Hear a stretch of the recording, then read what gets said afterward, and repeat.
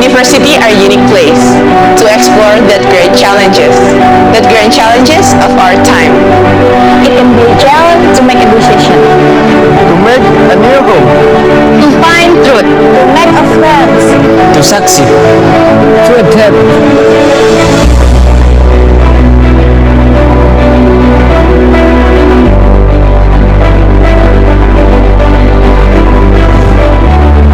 In today's competitive market, character are greatly needed. research was created to endure some of the problems that humanity face. And to avoid solution properly, we make an important contribution. Through our research support, we help others.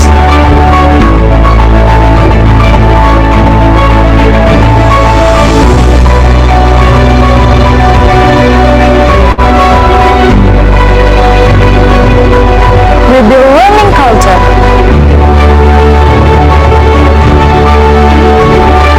With high social responsibility.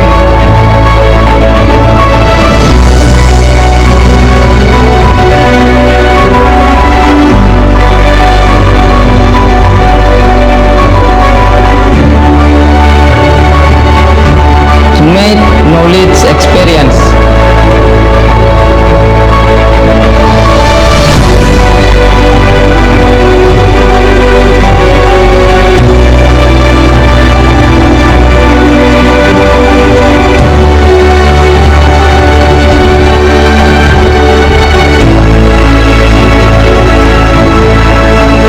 And also work experience. We maximize the delivery of quality academy.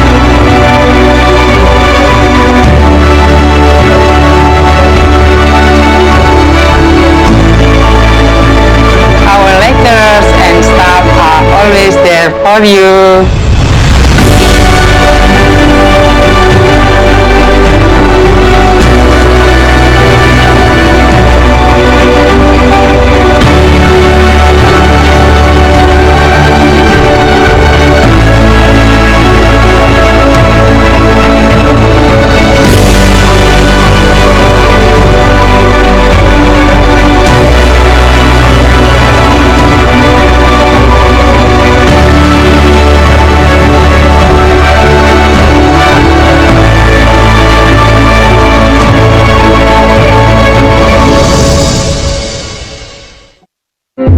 To thrive, indeed survive in tomorrow's world, it is important to remember that Industry 4.0 requires organization to develop creative mindset, understanding the power of the interconnectivity realized by new technologies.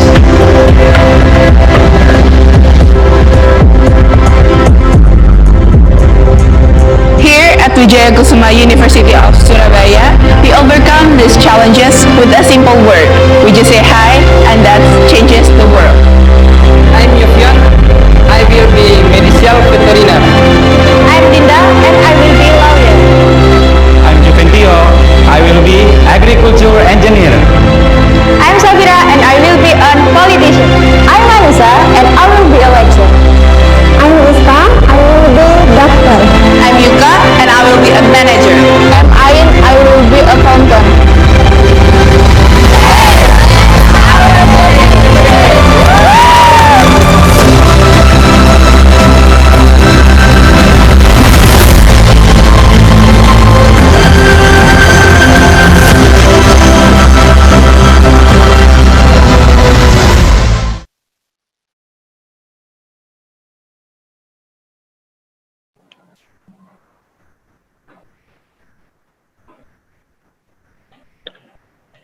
Assalamualaikum warahmatullahi wabarakatuh. Selamat siang, salam sejahtera bagi kita semua.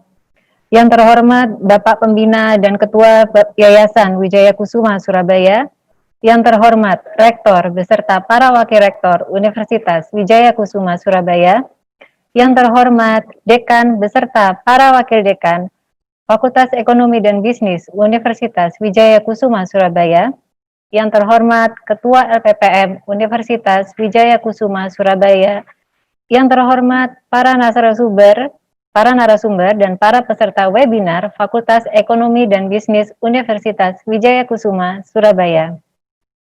Selamat bergabung pada acara webinar ini dengan judul Ekonomi Kreatif Memasuki Era New Normal, Fashion, Craft, Kuliner, dan Musik pada hari ini, Rabu 22 Juli 2020.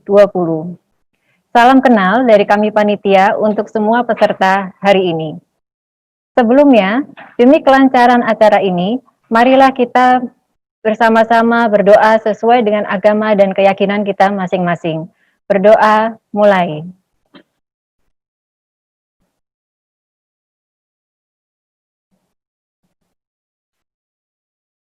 Berdoa selesai. Acara selanjutnya, marilah kita menyanyikan lagu kebangsaan Indonesia Raya.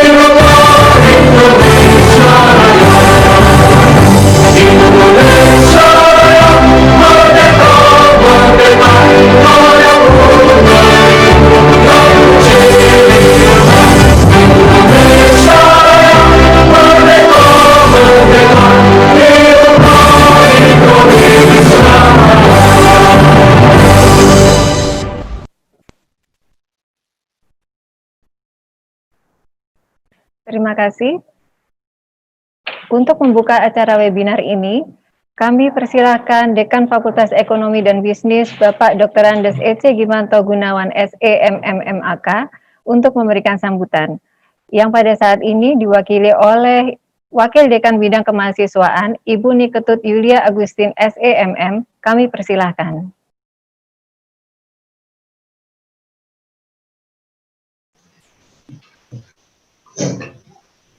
Assalamualaikum warahmatullahi wabarakatuh. Selamat siang, salam sejahtera bagi kita semua. Om Swastiastu, Namo Buddhaya, salam kebajikan. Yang kami hormati Pembina Yayasan Wijaya Kusuma Surabaya, yang kami hormati Ketua Yayasan Wijaya Kusuma Surabaya, yang kami hormati Rektor Universitas Wijaya Kusuma Surabaya beserta Bapak Ibu Wakil Rektor, yang kami hormati Dekan Fakultas Ekonomi dan Bisnis Universitas Wijaya Kusuma Surabaya beserta para Wakil Dekan, yang kami hormati Ketua LPPM Universitas Wijaya Kusuma Surabaya, yang kami hormati Bapak Ibu narasumber, dan yang kami banggakan seluruh peserta webinar dimanapun berada. Puji syukur kehadirat Tuhan Yang Maha Esa kami panjatkan, karena atas berkat dan rahmat-Nya, siang hari ini kita semua bisa dipertemukan dalam acara webinar Fakultas Ekonomi dan Bisnis Universitas Wijaya Kusuma Surabaya dalam keadaan sehat dan penuh berkah. Fakultas Ekonomi dan Bisnis Universitas Wijaya Kusuma Surabaya adalah fakultas yang concern terhadap kurikulum yang mendorong mahasiswa sebagai generasi muda untuk terus berkarya, berkreasi, dan berprestasi. Kami memahami bagaimana peran generasi muda sangat berkontribusi dalam menggerakkan roda perekonomian. Di tengah gelombang krisis akibat wabah corona, fenomena yang memaksa orang harus tinggal di rumah, belajar dari rumah, atau bekerja di rumah, membuka peluang bagi ekonomi kreatif. Sektor ekonomi kreatif sebagai salah satu kekuatan alternatif mengajarkan kepada kita bahwa hanya mereka yang berinovasi yang bisa bertahan di masa pandemi ini. Kreativitas menjadi kata kunci untuk bisa bertahan dan keluar dari krisis yang sedang kita hadapi. Beberapa usaha kreatif mendorong pertumbuhan industri kreatif, terutama yang berbasis daring. Mampu mendorong para pelaku ekonomi kreatif mencapai peningkatan omset yang sangat signifikan, termasuk mendorong lahirnya pemain-pemain yang baru dalam industri kreatif. Agar pasar lebih dinamis lagi, maka pemerintah pusat dan daerah sesuai amanat Undang-Undang Nomor 24 Tahun 2019 tentang ekonomi kreatif bahwa tugas pemerintah pusat dan daerah adalah untuk melakukan pengembangan kapasitas pelaku ekonomi kreatif. Kolaborasi antara pihak perbankan dan industri kreatif sangat diperlukan, di mana bukan saja dapat mengusahakan terus bergeraknya roda ekonomi, tapi juga dapat memberikan solusi di masa pandemi ini. Untuk itu, marilah saatnya kita semua bersama para pakar dan pelaku ekonomi kreatif dengan latar belakang yang berbeda akan membahas lebih dalam mengenai industri kreatif di masa era new normal yang dikemas dalam acara webinar Fakultas Ekonomi dan Bisnis Universitas Wijaya Kusuma Surabaya. Kita bersama sharing, berbagi ilmu dan pengalaman dengan harapan setelah acara webinar ini, semua generasi muda mendapatkan ilmu yang bermanfaat, menjadi lebih semangat dalam menjalankan bisnis yang telah ditekuni, maupun tetap semangat memulai bisnis bagi pemula. Akhirnya, untuk seluruh peserta, saya ucapkan selamat mengikuti acara webinar dengan penuh semangat. Semoga sukses. Assalamualaikum warahmatullahi wabarakatuh. Selamat siang. Nah, terima kasih Bu Kutub. Bapak Ibu yang saya hormati, demi kelancaran acara ini, berikut saya sampaikan tata tertib selama webinar ini berlangsung.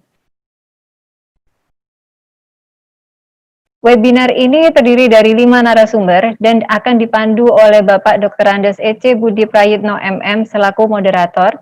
Selamat siang Pak Budi. Beliau merupakan dosen program studi ekonomi pembangunan Fakultas Ekonomi dan Bisnis Universitas Wijaya Kusuma, Surabaya. Selanjutnya, acara kami serahkan kepada moderator. Monggo Pak Budi, terima kasih.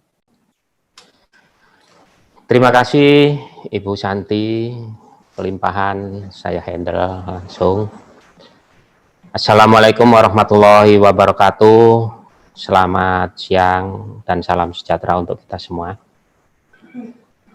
Tadi sudah disampaikan dalam pembukaan bahwa apa itu ekonomi kreatif dan ini akan kita sajikan di dalam webinar ini. Dan kita akan menampilkan penyaji atau narasumber yang dari akademisi maupun dari praktisi.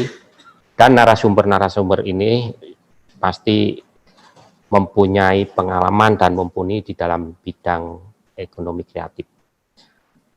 Memang di dalam ekonomi kreatif ini dalam masa-masa sekarang ini lagi maraknya untuk harus kita mau tidak mau kita dihadapkan pada posisi harus untuk kreatif, harus terus begitu ya.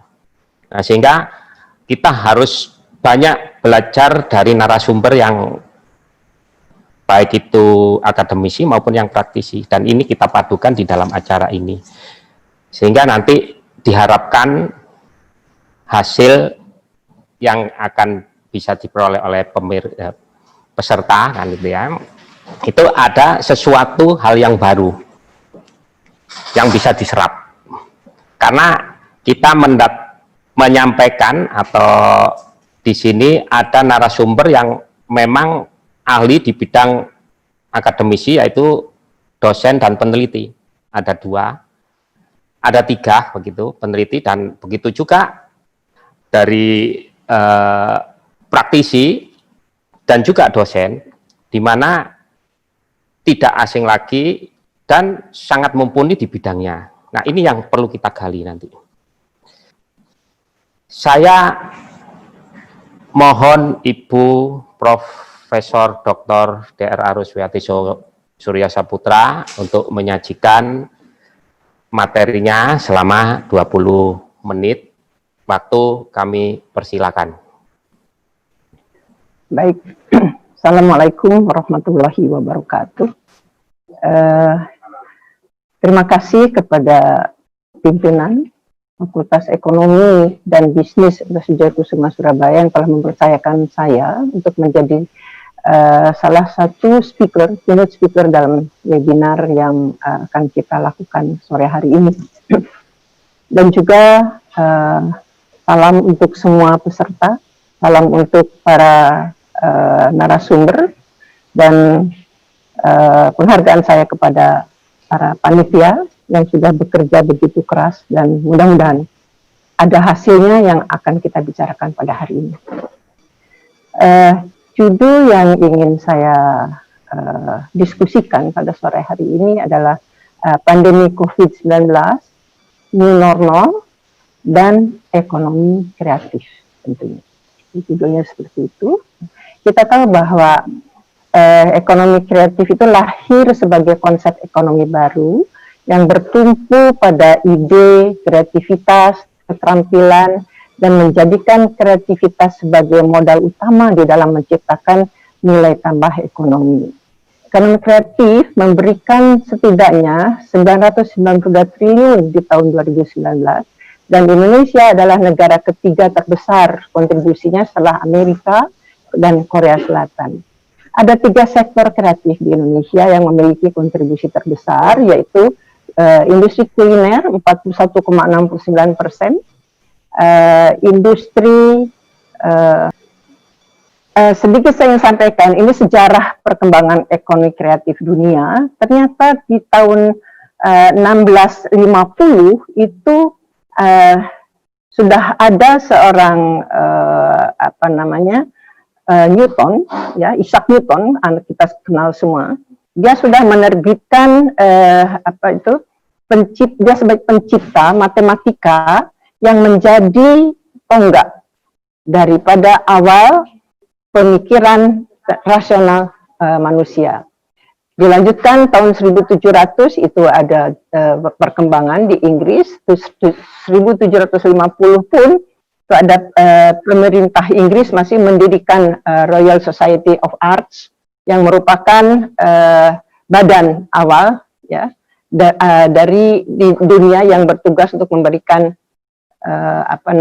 hibah, ya, guna mengembangkan seni dan ilmu pengetahuan para khususnya di dalam konteks perdagangan. 1800 kemudian ada Immanuel Kant, semua tahu itu, orang-orang manajemen pasti tahu.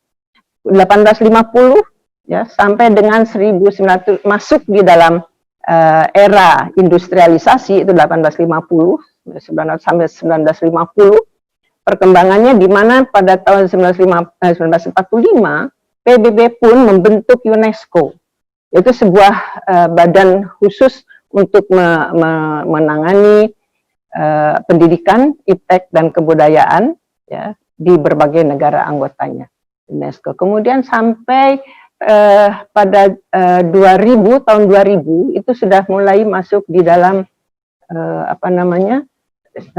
dimulai dengan adanya ekonomi kreatif sampai dengan 2005 ada globalisasi lanjut sehingga ketika tahun 2015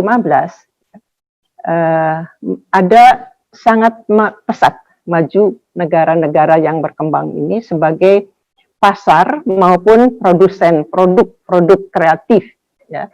Berikut terbukanya perdagangan dengan AFTA ya dan lain-lain. Next.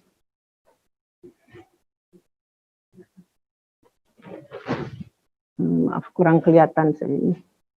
Ada pekan produk kreatif Indonesia sampai dengan akhirnya pada tahun 2011 ya sudah ada muncul adanya cetak biru pengembangan batik nasional ya. Kemudian dibentuknya Kementerian Pariwisata dan Ekonomi Kreatif dan berkembang kemudian sampai dengan tahun 2014 sehingga muncul di situ ada yang disebut dengan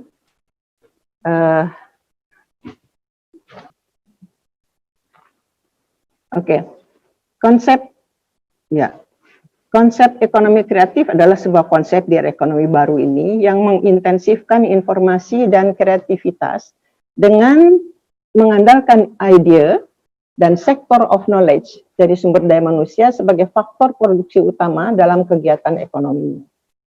Sedangkan industri kreatif adalah industri yang berasal dari pemanfaatan ya, kreativitas, keterampilan, serta bakat individu untuk menciptakan kesejahteraan, serta lapangan pekerjaan dengan menghasilkan dan mengeksploitasi daya kreasi dan daya cipta. Ekonomi kreatif sekarang adalah upaya pembangunan ekonomi secara berkelanjutan melalui kreativitas dengan iklim perekonomian yang berdaya saing dan memiliki sumber daya keterbaharuan. Ya. Next. Kreativitas atau creativity itu kapasitas atau kemampuan untuk menghasilkan, untuk menciptakan sesuatu yang unik, menghasilkan ide-ide baru, praktis sebagai sosialisasi solusi dari suatu masalah atau melakukan sesuatu yang berbeda dari pakem, thinking outside the box istilahnya. Inovasi adalah transformasi atau implementasi dari ide atau gagasan berdasarkan kreativitas dengan memanfaatkan penemuan yang ada untuk menghasilkan produk atau proses yang lebih baik, bernilai tambah, dan bermanfaat. Sedangkan invention atau penemuan adalah menciptakan sesuatu yang belum pernah ada sebelumnya dan diakui sebagai karya yang mempunyai fungsi yang unik atau belum pernah diketahui sebelumnya. Itu adalah invention. Next. Ini lambat sih. Next. Ada 4 prinsip pengembangan ekonomi kreatif, yaitu 1, penguasaan ilmu dan teknologi, pengetahuan dan teknologi, peningkatan literasi mengenai pola pikir desain, pelestarian nilai seni, budaya dan sebagai suatu inspirasi, dan pengembangan dan pemanfaatan media sebagai saluran distribusi serta presentasi karya dan konten kreatif. Ini 4 prinsip pengembangan ekonomi kreatif di Indonesia. Terus, kesana terlambat. Ya. Baik.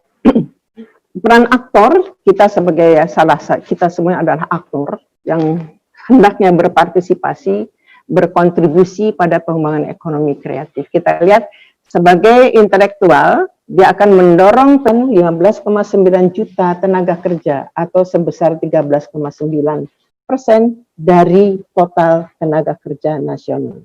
Sumbangan atau kontribusi juga terhadap PDB ekonomi kreatif ini yang tercipta pada tahun 2015 adalah sebesar 852 triliun atau sebesar 7,38% dari total PDB nasional.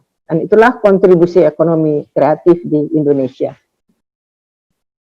Dan yang kedua, Ibu Wiwi, apa sudah ada di link ini, Ibu Wiwi? Halo. Untuk ekonomi kreatif dan industri kreatif itu term yang sangat berdekatan, tetapi tidak sama. Kalau kita bicara tentang ekonomi kreatif, itu lebih luas. Jadi semua mengacu pada kegiatan manusia yang mendasarkan pada intelektualitas, ide dan gagasan. Ya. Nah, selanjutnya karena ide dan gagasan itu, maka tidak ada aktivitas yang sama dari hari ke hari. Makanya pelaku industri kreatif itu untuk maju dan survive harus mempunyai bisa mengidentifikasi perbedaan dan perubahan yang terjadi. Ya, jadi ekonomi kreatif itu adalah yang dikatakan 2015 tadi yang saya kutip dari Opus 2017 Batman ini, apakah sama kondisinya dengan sekarang? Ini yang akan kita identifikasi hari ini. Ya, nah masih tentang industri kreatif yang saya pilih 3 itu, jadi saya sudah katakan bahwa ini adalah based on my research, ya, berdasarkan riset kami.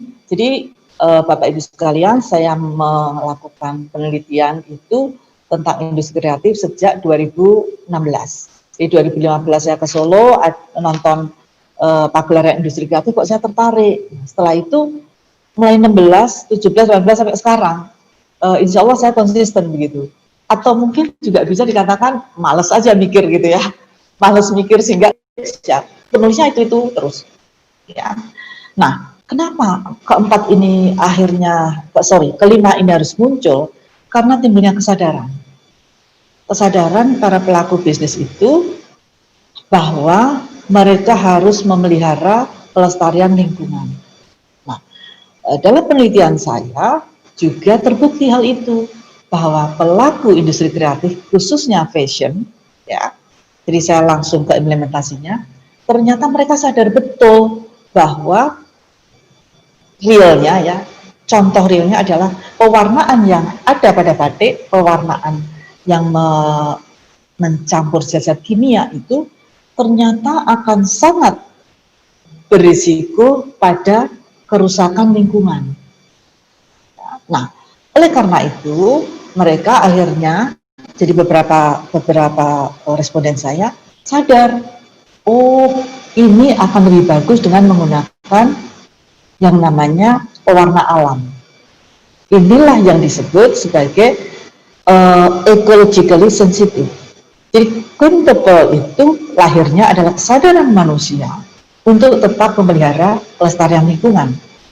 Pada pelaku industri kreatif khususnya fashion yang saya temui, ya, yang saya wawancara, ternyata mereka mengimplementasikan betul dengan cara apa? Antara lain, satu, mungkin belum totally menggunakan pewarna alam karena itu mahal, mereka adalah mencampur antara pewarna alam dan pewarna kimia. Tetapi langkah itu tentu menuju sebuah langkah yang real, yaitu kesadaran untuk memelihara kelestarian lingkungan alam. Pengabdian masyarakat yang bisa dikelola secara bersama-sama, baik oleh para peneliti atau pelaku industri yang terdiri dari 5 tadi. Dan saya optimis untuk itu. Kira-kira itu, jadi jangan lupa bahwa Jawa Timur itu potensi yang industri kreatif yang sangat bagus. Nah, kita tinggal memetakan saja dan berdasarkan model saya, ayo monggo kita kerja bareng gitu ya. Jadi tidak hanya sekedar webinar saja, saya berharap bisa kerjasama, mungkin riset kolaborasi, mungkin pelatihan kolaborasi. Besar manfaatnya atau sumbangannya sangat besar bagi produk domestik bruto, dan justru masa pandemi ini justru semakin berkembang. Nah, semakin seru apa yang sudah disajikan, moga-moga ini bermanfaat dan bisa menjadi acuan atau referensi untuk kita lebih berkreasi lagi di dalam bidang apapun yang nanti akan menimbulkan nilai ekonomis. Yang terpenting itu kreativitas menimbulkan nilai guna dan ada nilai ekonomis dan menghasilkan pendapatan. Itu yang pasti. Okay.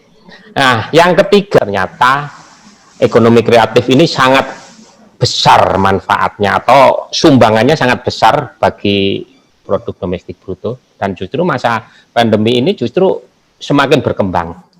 Nah, semakin seru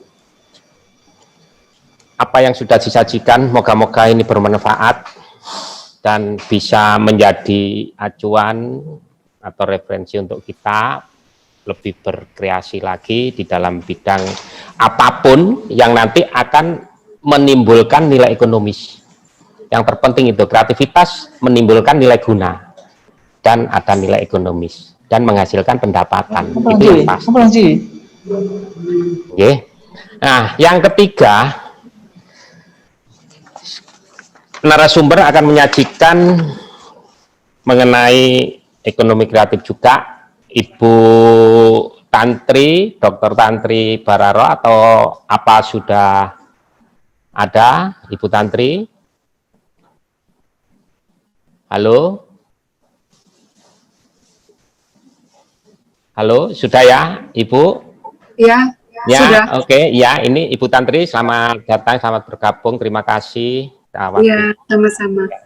Ini saya beri waktu 20 menit, Ibu, untuk menyampaikan materinya, langsung saja, biar nanti bisa ada tanya-jawab bagi pemirsa peserta.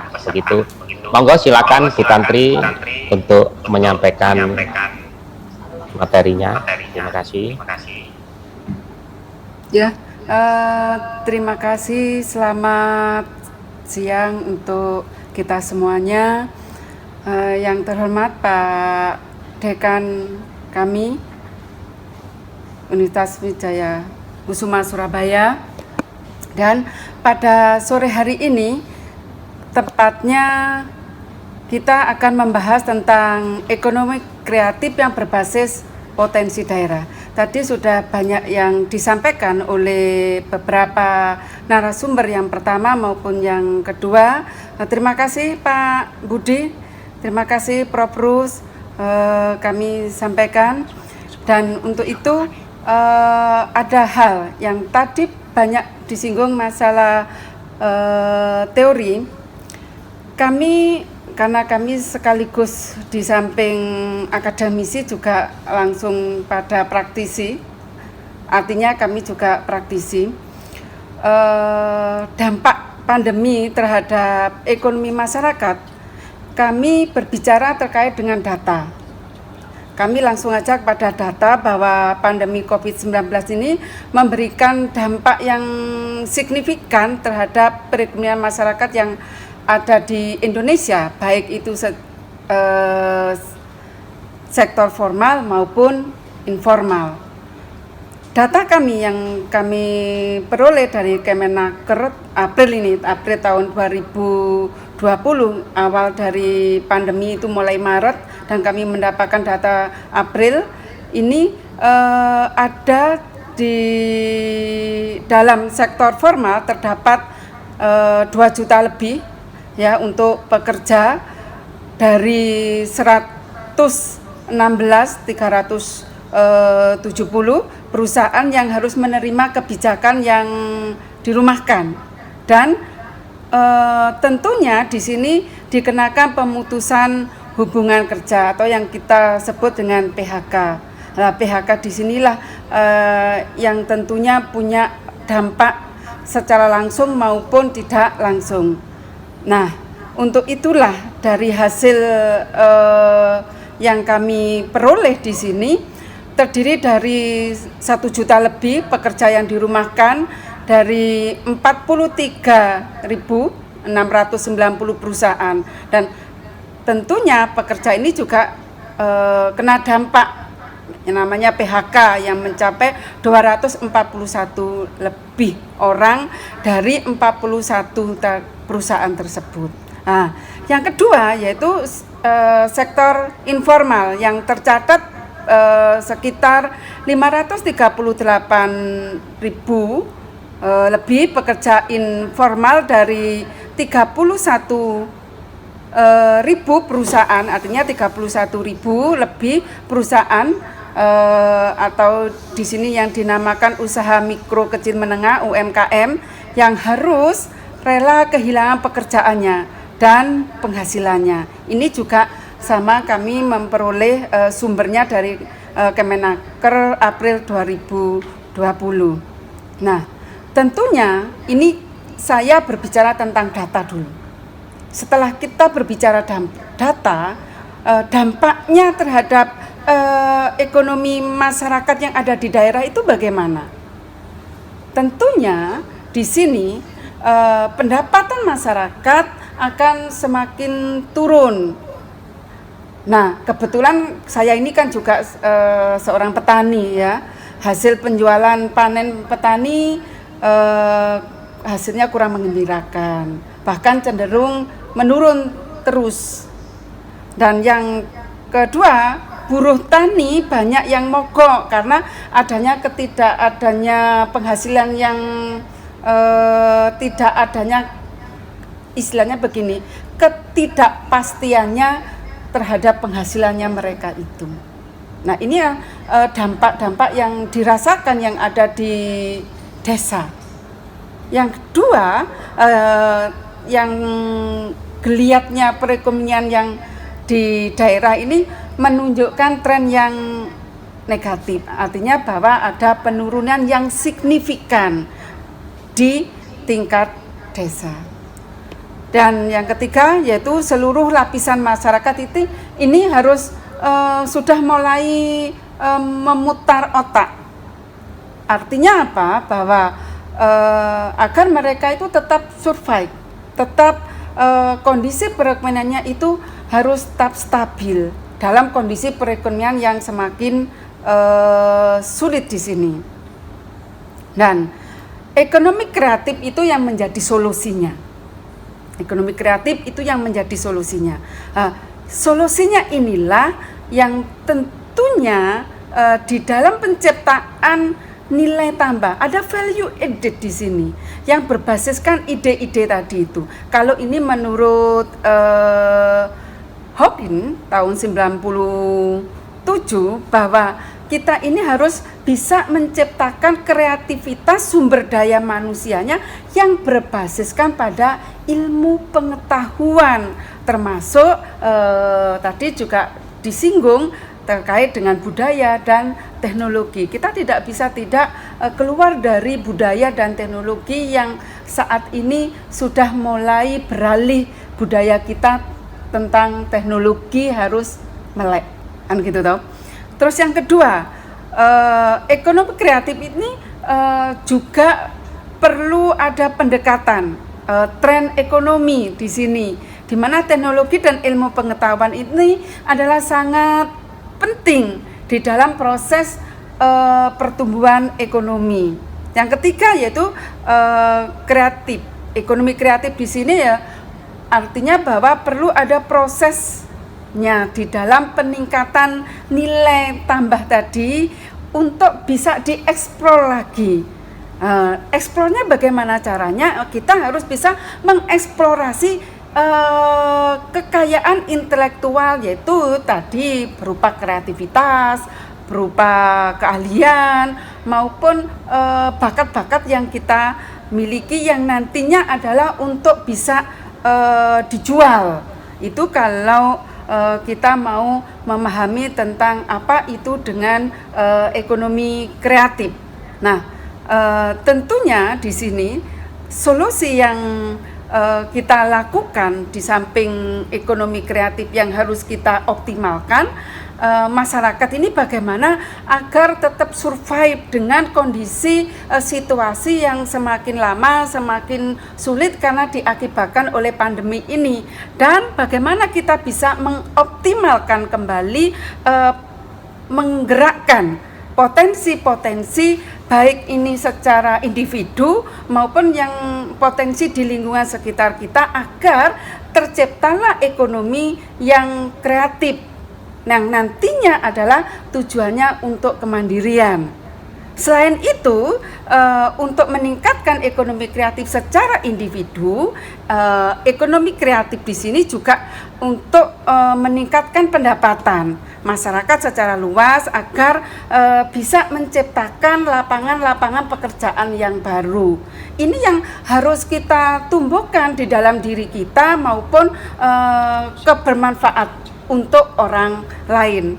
Nah, selain itu juga perlu membuat masyarakat ini terampil. Bagaimana agar masyarakat ini terampil? Ya kita harus mengajari kepada mereka, oh ini loh yang harus kita serap dengan kondisi saat ini ya teknologi, lagi-lagi kita teknologi yang sudah banyak dilakukan itu adalah dengan penjualan secara online dan sebagainya, tapi kita perlu memberikan motivasi kepada mereka, perlu mengajarkan kepada mereka bagaimana metode-metode biar mereka mengenal apa itu teknologi penjualan yang lebih baik lagi, agar kita itu tidak tergantung dengan kondisi-kondisi yang seperti ini. Bagaimana kita ini agar tercipta suatu kemandirian sehingga bisa membantu pemerintah maupun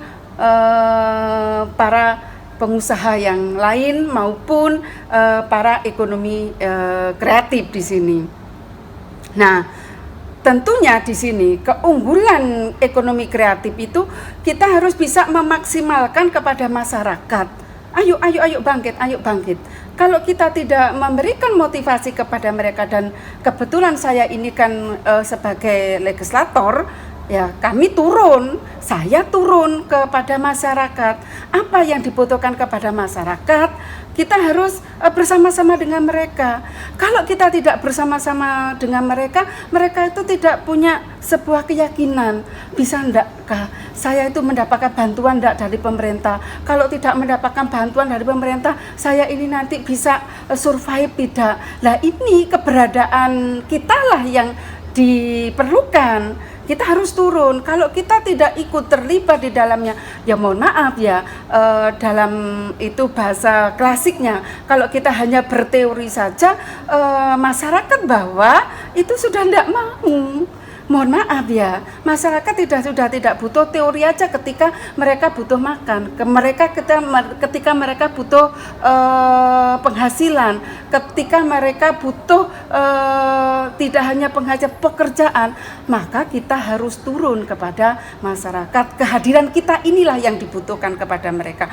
Walaupun kita tidak bisa membantu sepenuhnya, tapi minimal keberadaan kita ini yang ditunggu-tunggu oleh masyarakat. Tadi tidak hanya sekedar berteori, tapi kita betul-betul bekerja di dalam masyarakat untuk menciptakan ekonomi yang kreatif. Nah, tentunya harus melihat kondisi yang ada di sekitar kita, lingkungan sekitar kita, bahan bakunya ada tidak, pemberdayaan potensi sumber daya manusianya ini bagaimana, wilayah yang ada di lingkungan sekitar ini membantu tidak, mensupport tidak bahan bakunya, agar mereka itu tidak kesulitan untuk mencari bahan baku. Kalau dia itu kesulitan dalam hal ini bahan bakunya, dia sudah tidak bisa berpikir lagi lah. Nah, nanti harus bagaimana sehingga kita harus meyakinkan kepada mereka ini ada bahan bakunya. Ayo sama-sama. Kalau cuman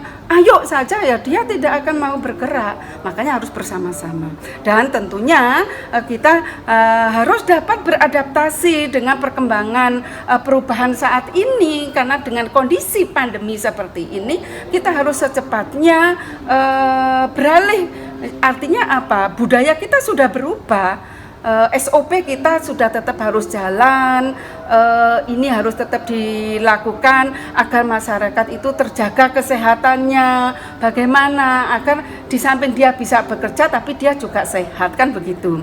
Dan tentunya juga perlu proses di dalam hal ini untuk bisa memotivasi kepada mereka agar mereka tergerak berinovatif lah, istilahnya berinovasi yang dapat meningkatkan taraf hidup perekonomiannya mereka.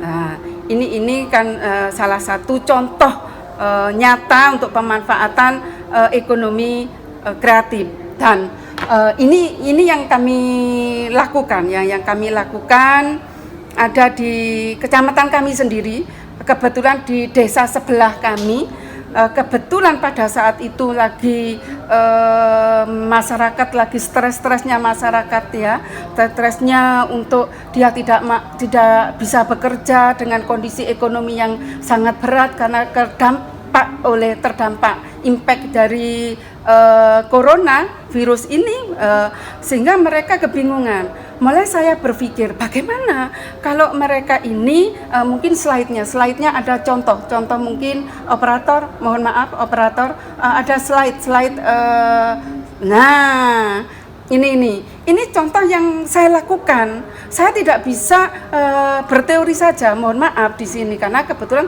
kami praktisi sekarang. Di samping berteori memang harus bergerak kan begitu ya. Ini saya bekerja dan turun kepada masyarakat. Apa yang dibutuhkan mereka? Kebetulan mereka itu butuh masyarakat kan pada saat itu kebingungan karena masker itu di mana-mana, di apotik, di mana-mana tidak menemukan, sehingga mulailah berkreativitas. Saya mencari tukang jahit ya, saya mencari tukang jahit yang ada di kampung daerah saya. Mereka saya optimalkan bagaimana kalau bapak ibu ini bisa membuat masker. Akhirnya dia bisa, dan kami harus memulai, kami pesan sendiri. Akhirnya ini ada Pak Kepala Desanya juga pesan. Akhirnya kita bisa mengoptimalkan ekonomi mereka dan di lingkungan sekitar mereka. Ini mohon maaf, ini adalah contoh nyata atau bukti nyata bahwa kita perlu adanya gerakan yang konkret. Terus yang kedua, kebetulan di daerah ini kan di desa kami sendiri yang kami lakukan. Di sana itu ada batik namanya batik beringin, batik tulis beringin. Yang karena terdampak oleh Covid, mereka penghasilannya mereka itu turun. Nah, bagaimana saya juga memotivasi kepada kaum ibu-ibu di sana agar mereka juga tergerak. Untuk bisa menggerakkan itulah saya memberikan motivasi kepada mereka. Nah, motivasinya kami mengajarkan bagaimana mereka juga melek teknologi. Sekali lagi, agar bagaimana dia jika bisa mengoptimalkan pendapatannya, yaitu saya mengenalkan dengan teknologi. Nah, teknologi inilah dengan mereka bisa memasarkan produk-produk mereka melalui media sosial. Dan kami mencoba untuk mengajari kepada mereka bagaimana sih mengakses internet yang itu yang diperlukan oleh ibu-ibu yang sebagai pembatik tersebut, yang bisa menjual dengan gaya yang sekarang yaitu online. Ya, online bagaimana dia mengakses internet, bagaimana dia bisa membuat Instagram, bagaimana dia untuk Facebook mereka, itu harus dioptimalkan. Setelah itu bagaimana cara memotret kain batik yang bagus itu biar para pembeli itu tertarik. Kalau bagus, kalau asal-asalan kan tidak bisa. Terus harus dimasukkan dengan harganya berapa, nilai nominalnya itu berapa. Ya. Tinggal 5 menit. Oke, terima kasih. Nah, ini juga yang kami lakukan yaitu pembuatan keset. Pembuatan keset ini ibu-ibu yang kena dampak COVID inilah kita motivasi untuk biar dia itu bisa menambah penghasilannya kepada keluarganya. Ini saya juga memotivasi bagaimana mereka juga bisa mengoptimalkan penjualannya sehingga bisa meningkatkan pendapatan keluarga. Ini yang saya lakukan kepada masyarakat sehingga masyarakat senang dengan kehadiran kita. Bukan kita memuji diri sendiri, tapi memang kita perlu turun kepada masyarakat sehingga kita merasa dibutuhkan dengan masyarakat, kita adalah senang. Nah, ini adalah merupakan tantangan kita, perlu menciptakan kreativitas, inovasi agar masyarakat itu terus berkembang dan percaya diri bahwa karyanya itu dihargai oleh orang lain sehingga menimbulkan efek positif kepada mereka. Ini yang kami lakukan sehingga kita perlu membangun ekonomi kreatif itu tadi sehingga kita betul-betul bisa memanfaatkan produk yang telah dilakukan, sehingga cara membangun ekonomi kreatif kita harus bisa mengenali potensi yang ada di daerah, kita bisa mengaplikasikan ide-ide kita dengan tindakan yang nyata dan konkret dengan konsep-konsep yang kita miliki, fokus bagaimana kita bisa memaksimalkan sumber daya yang ada, permasalahan-permasalahan yang dihadapi sehingga masyarakat itu care dengan lingkungan sekitar kita. Yang keempat ya kita harus bisa memanfaatkan kemajuan teknologi yang ada karena sekarang sudah zamannya online. Dan yang kelima, sebisa mungkin kita harus bisa memberdayakan masyarakat kita agar perekonomian taraf hidupnya mereka lebih meningkat lagi, sehingga yang keenam masyarakat di sini harus bersama-sama. Artinya apa Pak? Bahwa masyarakat, pemerintah harus sinergi sehingga kita ditambah dengan kaum kaum intelektual, kaum akademisi sama-sama untuk berjuang sehingga Indonesia lebih baik lagi dan kita tetap optimis bahwa kita akan keluar dari pandemi COVID-19 ini lebih baik lagi. Terima kasih. Wassalamualaikum warahmatullahi wabarakatuh. Waalaikumsalam warahmatullahi wabarakatuh. Terima kasih Ibu Dr. Tantri, sangat bagus sekali pemaparannya. Jadi dari 3 narasumber ini saling melengkapi begitu, ada penelitian, ada teori akademisi, dari akademis, dan langsung ada ini ibaratnya pendekar turun gunung. Nah, sehingga ada yang harus meneliti dan ada yang harus mempraktekkan dan ada yang harus dilakukan untuk memberi wawasan bagi masyarakat semuanya, sehingga apapun yang dilakukan itu akan menunjukkan atau memunculkan kreativitas yang akan menjadi nilai ekonomis yang sangat tinggi. Nah, ini nanti untuk yang keempat, Ibu Ade Irma Suryani, SEMSA, dari dosen juga kreator yang menggeluti wirausaha Ciamsok. Ini istilah Surabaya Ciamik Soro kan gitu, yang akan menyampaikan pengalamannya juga. Ibu Ade, apa sudah ada di sini? Assalamualaikum. Siap Bapak, terhormat, saya ucapkan kepada para narasumber, Ibu Bapak narasumber, dan Pak Budi Praitno selaku moderator pada webinar kali ini.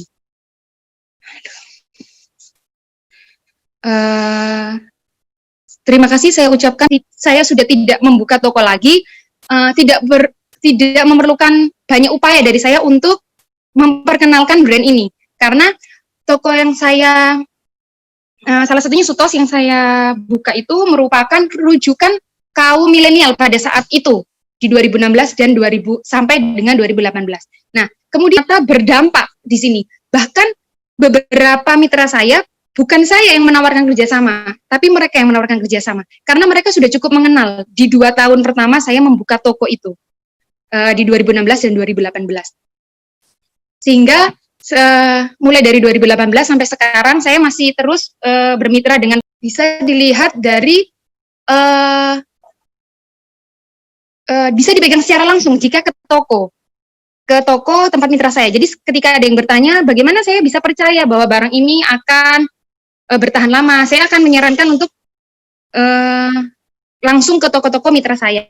Jadi itu yang mungkin membuat saya masih bertahan sampai sekarang ini di pelanggan-pelanggan setia saya. Nah, kemudian ya Bapak mungkin bisa selanjutnya. Ya, ini beberapa produk saya seperti ini. Ini adalah produk keunggulan saya. Mohon maaf Pak yang tadi seperti kapur itu. Nah, ini merupakan produk keunggulan saya. Ini saya makanya sangat berterima kasih kepada Universitas Wijaya Kusuma karena ini merupakan salah satu wadah promosi saya selain berbagi informasi. Nah, jadi dengan saya akan membuat produk serupa tetapi untuk Surabaya dengan brand Surabaya gitu. Nah, selain itu saya berpikir karena pada saat itu mahasiswa bagaimana caranya mendapatkan uang saku yang lebih, kegemaran saya berjalan-jalan gitu ya. Nah, kemudian bagaimana peluang saya untuk memasarkan produk Ciamso sebelumnya. Nah, sebelum saya menutup, mungkin ini saya akan menyampaikan untuk teman-teman mahasiswa yang mungkin usianya kita tidak jauh berbeda, bahwa inspirasi itu bisa didapat di mana saja, dengan cara apa saja, bahkan cara jalan-jalan yang maka harus tetap semangat bahwa jangan takut untuk berpikir sesuatu yang baru, karena yang penting proses yang kita lakukan itu adalah semuanya kita lakukan dengan benar, maka hasil itu akan kita rasakan pada akhirnya. Begitu Bapak Budi. Oke. Terima kasih. Akan menyampaikan pengalamannya juga selain dari Bu Ade tadi, yang mana suatu produk dipadukan dengan suatu kata-kata dan itu menimbulkan hal yang sangat bermanfaat dan bagi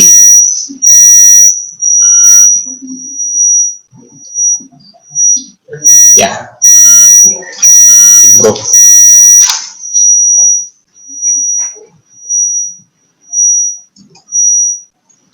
Dia dulu.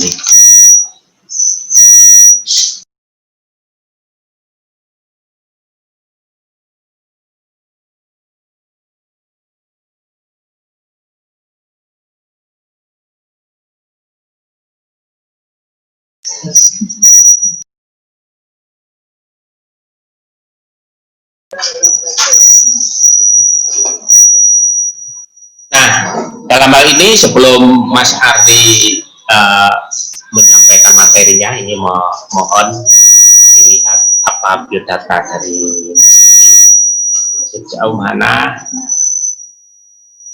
bisa dilihat dalam musik.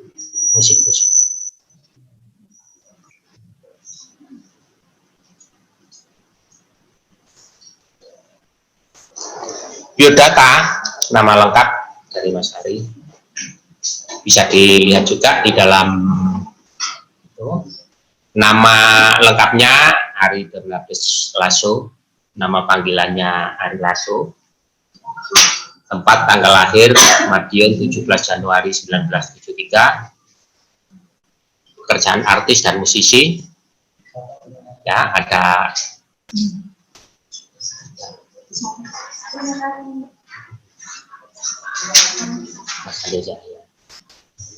Halo Mas Ari, sudah masuk, selamat siang. Terima kasih banyak Mas Ari meluangkan waktu di dalam acara webinar FEB ini. Nah itu dalam hal ini Mas Ari bisa menyampaikan pengalamannya sebagai musisi yang handal dan sangat sukses begitu ya di kancah dunia musik, bernilai ekonomis yang tinggi, dan ternyata suatu kreasi itu tidak mudah dan itu perlu perjuangan. Nah, dari sini Mas Ari mungkin bisa menyampaikan pengalamannya, dari bagaimana nanti menyampaikan.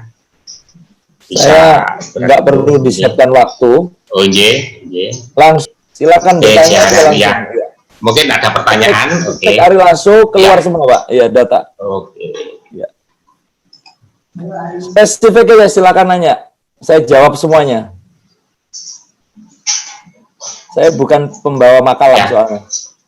Oke, Mas Ari. Ada pertanyaan, ini beberapa pertanyaan gitu ya untuk Mas Ari dari peserta. Ini masih ada 2 pertanyaan gitu yang bisa nanti dijawab oleh Mas Ari. Ya. Ide kreatif apa yang berkaitan dengan musik yang sudah dituturkan, yang sudah diluncurkan dan ya, yang diluncurkan oleh Mas Ari selama pandemi ini? Ini audionya kenapa ya? Kok ada suara feedback kencang sekali ya?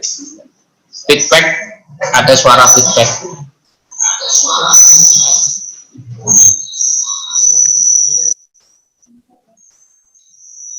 Aduh.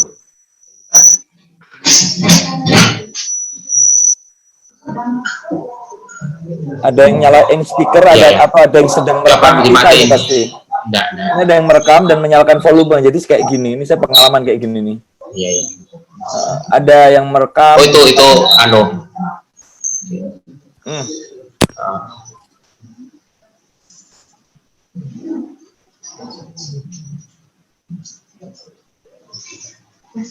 Nah, ini udah hilang. Ya. Saya ulangi lagi pertanyaannya, Mas Ari. Ide kreatif apa yang berkaitan dengan musik yang ini ada yang sedang menyalakan layar monitor besar ini. Ini masih terus feedback terus Pak di telinga saya, Pak. Kencang sekali ini.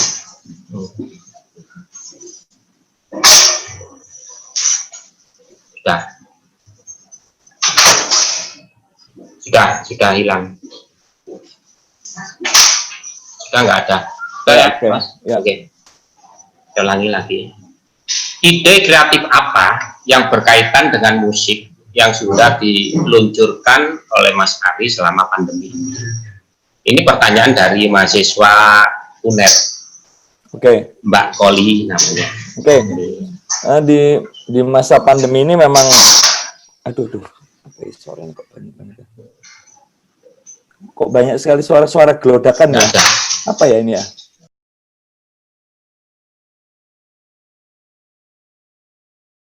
Halo? Oh, dari mikrofonnya Pak Budi. Begitu Pak Budi Pak di mute langsung hilang kemersetnya, Pak. Iya.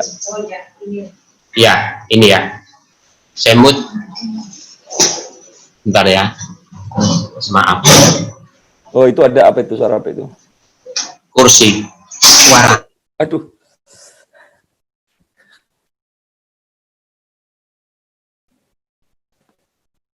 Ya, jadi untuk teman-teman di Universitas Wijaya Kusuma dan tadi ada pertanyaan dari UNES ya? Ya, dari UNAIR ini, ya mahasiswa UNAIR.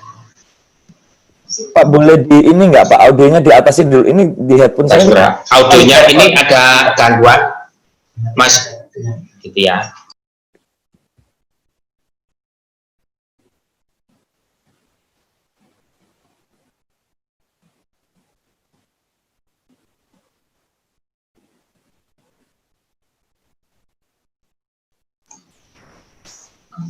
Unmute, sudah. Halo, sudah? Gimana suaranya ini? Sudah kelihatan?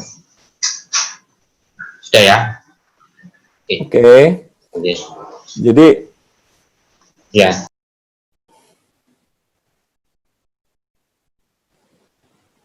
Selama masa pandemi ini yang diluncurkan begitu, Mbak Koli dari UNER. Ada single terbaru saya judulnya Indonesia Pasti Bisa. Itu lagu yang benar-benar saya produksi berdasarkan apa yang sedang bangsa Indonesia alami di masa COVID ini. Saya bikin dalam situasi protokol ketat, dirilis tanggal 1 Mei, dan kemudian dilanjutkan kita gabungan dengan gerakan masker gratis. Kita sudah membagikan 3 juta masker. Itu sudah ada di YouTube saya. Kemarin saya juga bikin lomba kompetisi Instagram, ada 10 pemenang. Kemudian ada lomba kompetisi antar YouTuber.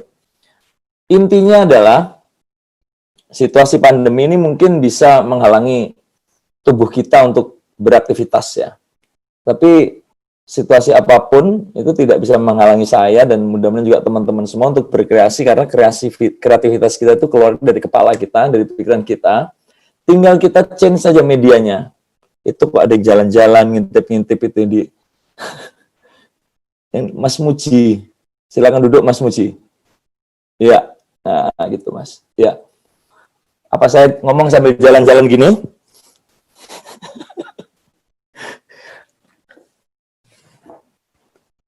Ganti lagi.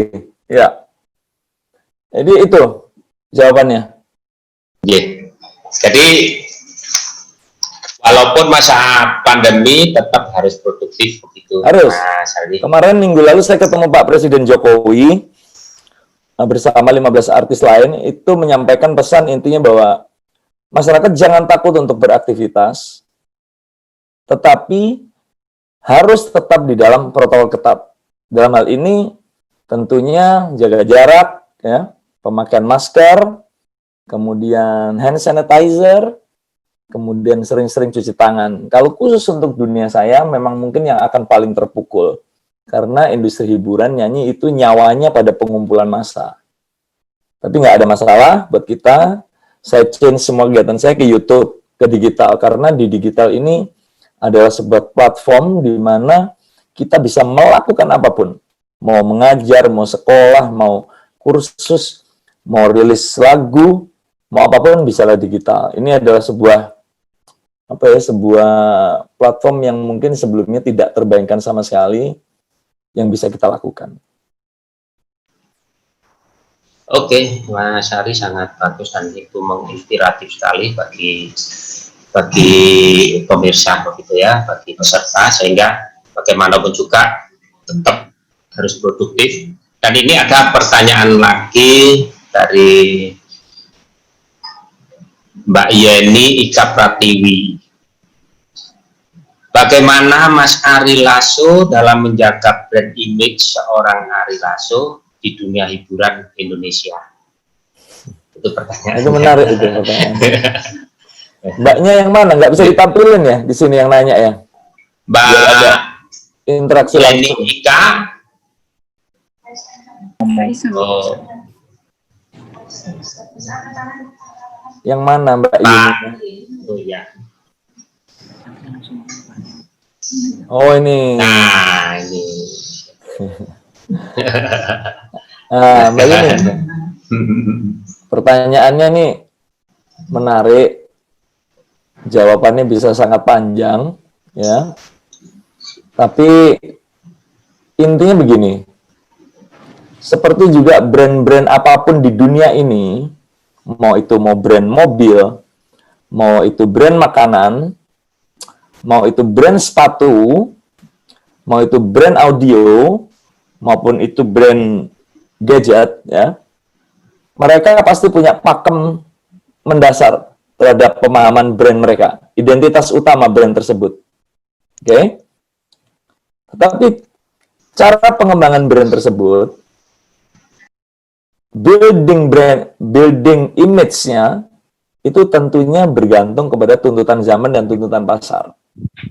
Oke. Ari Lasso di tahun 90-an tidak bisa disamakan dengan Ari Lasso di tahun 2000-an. Ari Lasso di tahun 2000-an, cara memasarkannya, branding image-nya, image branding-nya tidak bisa disamakan dengan Ari Lasso di tahun 2010. Oke.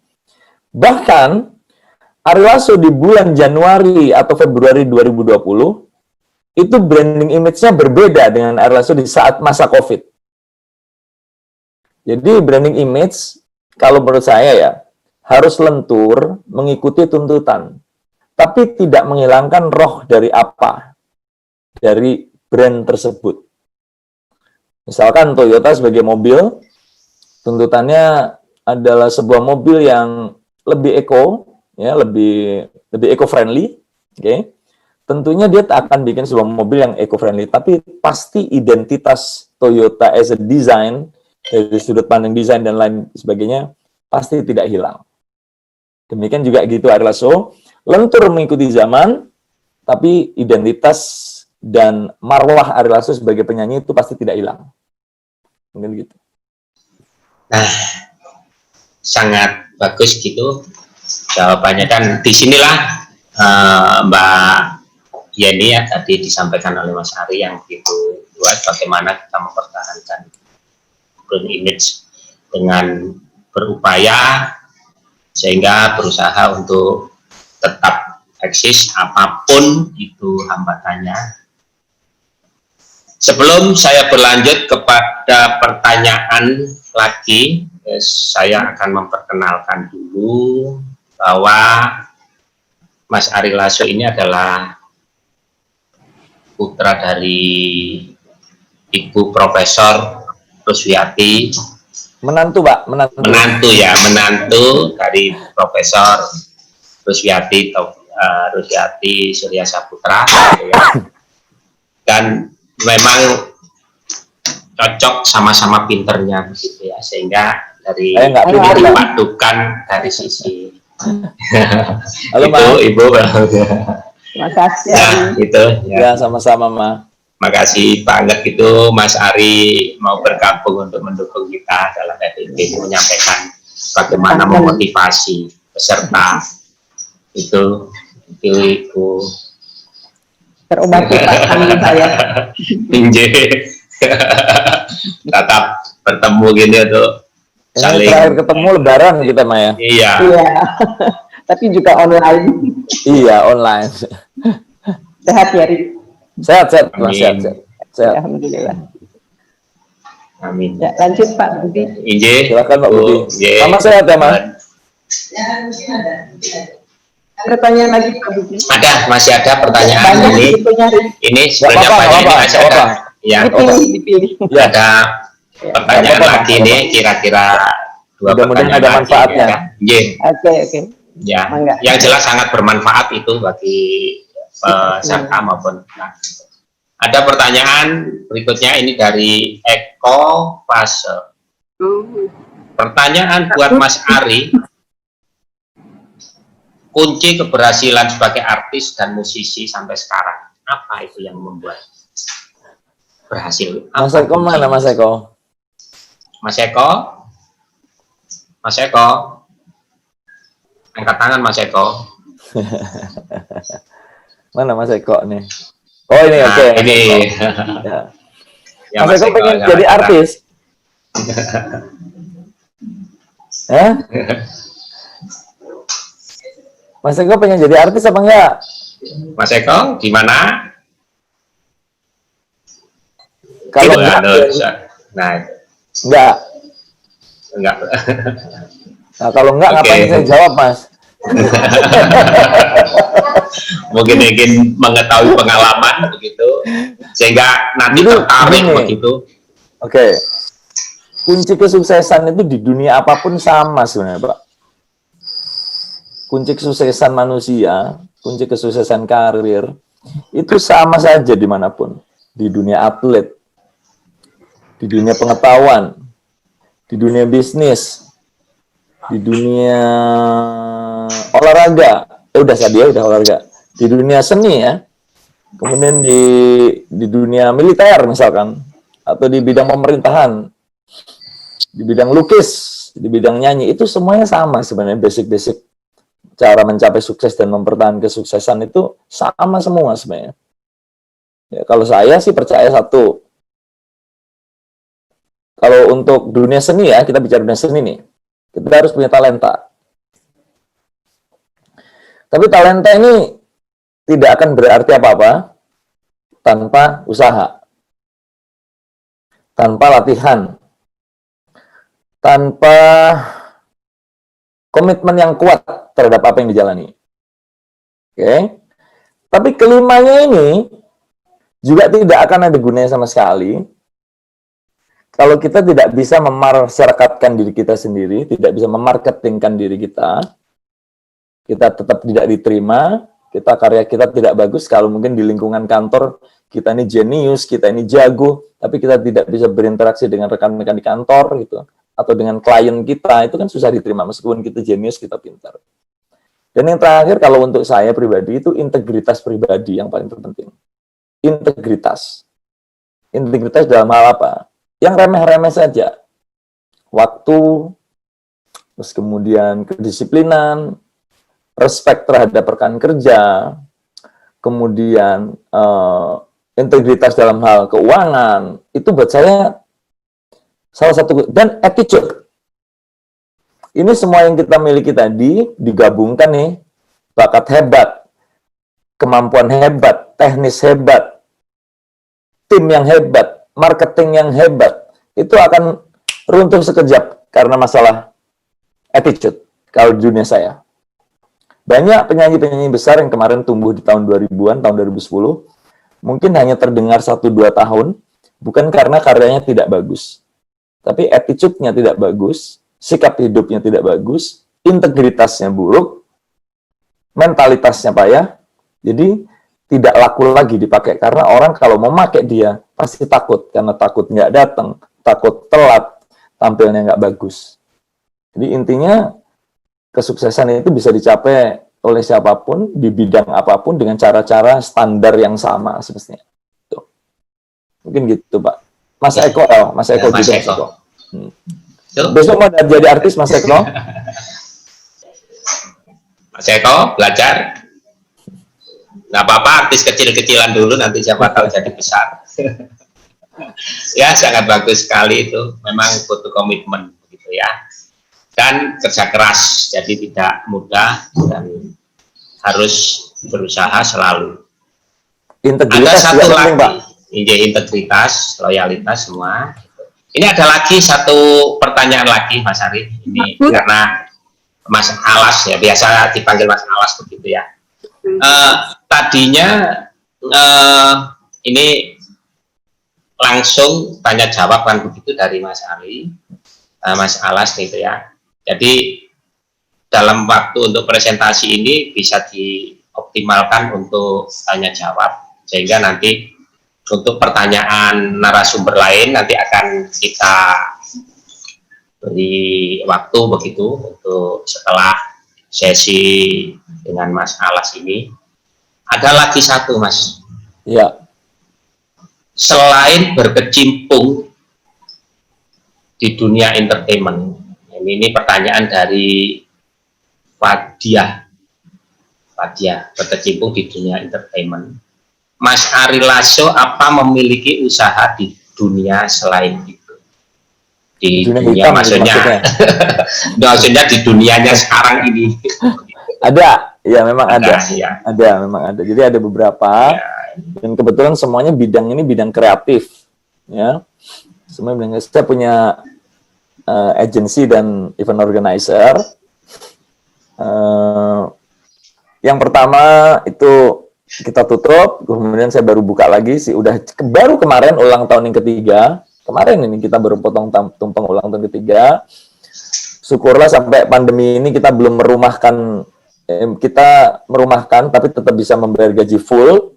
Allowance mereka tetap kita bayar, dan sekarang udah mulai bisa kerja lagi, meskipun nggak ada kerjaan. Selama 3 bulan kemarin, tapi kita udah mulai running lagi. Terus kemudian saya juga punya usaha F&B, ya. Terus ini baru seminggu ini juga bisnis makanan online. Nah, jualannya siomay, namanya La Siomay, yang memberi nama anak saya. Ini baru launching 3 hari lalu, dan ini meledak luar biasa, hanya mengandalkan Instagram. Dan yang saya berdayakan, itu adalah istri-istrinya pemain band saya, dan istri-istrinya manajer-manajer saya band, yang tidak manggung selama ini. Jadi sudah ada 7 cabang di Jakarta, 7 stock point, ini semua istri-istrinya pemain band saya yang ngelola. Jadi, kalau saya terus terang, mungkin artis-artis lain mungkin sudah merasa safe ya dengan tabungan atau dengan apapun, dengan usaha yang dilakukan. Tapi saya care terhadap teman-teman ini, kru, musisi, band ini. Kemudian saya rancang brand ini dari mulai bulan Maret, minggu kedua Maret saya rancang, saya tes sendiri rasanya setiap hari. Kita punya tim, kita bekerja keras selama 4 bulan ini, dan kemarin tanggal 18 Juli baru launching. Dan ini benar-benar tidak diduga. Setiap hari di bawah jam 5 sore itu udah sold out. Nah, kuncinya apa? Inti pesannya. Semua itu sebenarnya bisa kita lakukan. Kalau kita memang punya keinginan kuat. Nah, kebetulan saya selalu mempunyai bidang usaha, sesuatu yang saya cintai. Saya punya moto dalam hidup itu gini, Pak. Teman-teman semua di sini. Moto dalam hidup saya itu simple. Do what you love what you do, and do it now. Kita harus lakukan yang kamu cintai, apapun. lakukan pekerjaanmu dengan penuh cinta, dan lakukan sekarang. Sukanya ngajar, ya jadilah dosen yang baik. Suka desain, cintailah desain-desainmu, dan jadilah desainer yang terbaik. Sukanya, misalkan, jahit, cintailah jahit itu, dan lakukan menjahit itu dengan penuh rasa cinta. Nah, itu kunci, sebenarnya kunci. Itu hal itu sangat jarang diajarkan di sekolah-sekolah kita. Saya mendapat pengalaman-pengalaman ini bukan dari sekolah, saya nggak lulus kuliah, Pak. Tapi belajar dari hari demi hari. Di University of Life namanya. Gitu. Jadi gitu, sangat Pak. berharga banget. Iya. Oke. Mas Alas, sangat bagus sekali. Ini banyak pertanyaan sebetulnya. Dan apa yang disampaikan Mas Alas ini pasti memotivasi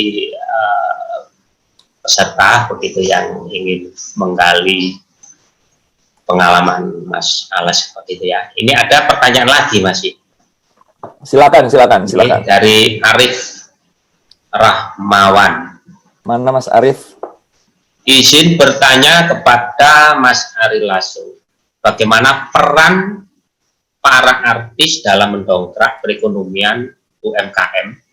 Adakah hal konkret yang sudah dilakukan para entertainer? Itu tadi sudah sebagian dijawab oleh Mas Alas tadi, menimbulkan suatu produk-produk baru kan begitu ya, yang melibatkan para istri pemain band, dan itu bersama-sama untuk selalu berkembang dan tidak patah semangat begitu artinya. Nah, ini mungkin ada pertanyaan untuk perekonomian UMKM mendongkrak, salah satunya bagaimana kira-kira Mas? Itu dari Pak Arif Rahmawan. Nah, itu Pak Arif Rahmawan tadi. Kalau UMKM terus terang waktu kemarin disampaikan oleh Pak Jokowi, itu sebenarnya kalau kaitan langsung dengan artis itu tidak ada ya. Ini sebentar saya buka data yang kemarin saya presentasikan ke Pak Presiden sebentar. Itu di grup saya aktif sebentar ya. Oke. Sebentar. Oke. Aduh, kalau di grup nyarinya susah ya. Sebentar, mohon maaf. Minta waktu sejenak. Ini yang kemarin saya presentasikan ke Pak Presiden minggu lalu bersama teman-teman artis. Aduh, sebentar. Ya, intinya begini. Ini saya mau buka angka tentang percentage dunia hiburan terhadap GDP kita. Semuanya saya ada, tapi kok nyarinya susah ya. Gimana? Ya, intinya gini, Pak. Dunia keartisan ini tidak punya hubungan langsung dalam membangkitkan UMKM, ya. Jadi kemarin pemerintah itu concern-nya begini, memanggil kita para musisi, seniman, influencer ke istana itu adalah menyebarkan berita, menyebarkan sebuah kabar kepada masyarakat, itu baik itu UMKM, baik itu perekonomian besar, baik itu para seniman maupun para pelaku aktif, itu untuk mulai beraktivitas, ya. Karena kalau kita tidak mulai beraktivitas, mungkin di triwulan ketiga ini kita akan minus pertumbuhannya, seperti Malaysia sudah minus 4%, kemudian bahkan beberapa negara lain sudah minusnya udah 2 digit kayak Perancis. Nah, kita mungkin di triwulan ini sudah akan minus 1. Tapi kalau kita bergerak mulai sekarang, kata Pak Presiden, mohon teman-teman artis bantu apapun yang bisa dibantu dengan cara menyebarkan bahwa kita boleh beraktivitas dalam sebuah protokol ketat. Ini intinya kan berarti teman-teman UMKM boleh melakukan aktivitasnya dengan kreativitas masing-masing. Kalau ini jalan, itu di bulan Desember nanti mudah-mudahan kita bisa plus 0,3 saja sudah bagus. Jadi tugas artis sebagai pembangkit UMKM sebenarnya tidak ada hubungannya. Tapi yang saya lakukan di rumah adalah memposting semua orang yang kirim makanan UMKM ke rumah saya. Di rumah saya ini antri, Pak, kirim makanan. Setiap hari itu ada 3-4 teman-teman kirim. Ada kirim kopi, ada kirim kue, ada cuman sepotong bakpo doang. Kadang-kadang ada cuman 2 potong keripik, 2 bungkus keripik. Semua saya posting, gratis. Gratis, all free. Setiap hari makanya istrinya Instagram story saya itu isinya makanan dari teman-teman, kadang-kadang nggak kenal, kadang-kadang juga tiba-tiba sudah di depan rumah nganter, Mas, minta tolong diposting. ini makanan saya, dan itu they're all happy with that gitu. Jadi saya lakukan itu sebagai bentuk apa ya, social activity aja gitu. Sini makanannya saya posting, saya icipin, enak ya udah enak. Tapi kalau misalkan makanannya nggak enak ya cuman saya bilang terima kasih sudah mengirimi saya makanan. Ya mungkin itu, kalau teman-teman artis itu yang paling banyak dilakukan adalah membantu usaha kecil lewat postingan Instagram gitu. Intinya mensupport dari sisi lain gitu untuk mengenalkan produk-produk tersebut. Gitu. Betul. Oke. Ya. Ini ada lagi pertanyaan langsung yang akan disampaikan oleh Bu Tantri, gitu ya, Bu Tantri, Dr. Tantri tadi sebagai narasumber yang akan bertanya kepada Mas Alas mungkin. Monggo Bu Tantri, silakan Bu Tantri kalau mau bertanya silakan. Ya, terima kasih. Ini mau ketemu Mas Alas ini. Iya, pumpung. Iya, pumpung ketemu pujaan. Kenalkan, nama saya Dr. Tantri Bararo. Ini pumpung ketemu langsung dengan Mas Ari. Ini kan saya dari Kabupaten Malang. Kebetulan saya kan dosen Uncah Wijayakusuma dan sekaligus jadi Leskes DPR Kabupaten. Ini yang banyak permasalahan itu adalah sebetulnya yang perlu saya tanyakan, strategi apa yang seharusnya dilakukan oleh musisi-musisi lokal yang tidak dapat job di saat pandemi seperti ini. Karena di Kabupaten Malang sendiri banyak yang terdampak COVID. Terima kasih. Itu termasuk kemarin yang saya sampaikan ke Pak Presiden. Jadi teman-teman artis itu kemarin 80%, 70% datang dengan keluhan. Tidak bisa ini, tidak bisa itu, tidak bisa ini, tidak bisa itu, mengeluh ini, mengeluh itu. Terus sebenarnya saya bilang ke Pak Presiden bahwa, Pak, saya kesini bukan minta bantuan Bapak. Karena Bapak ini pasti sudah cukup pusing memikirkan 260 juta rakyat dan perekonomian lagi ruwet. Saya kesini datang dengan sebuah skema pemecahan. Kita mulai melakukan a new normal konser dengan protokol yang ketat.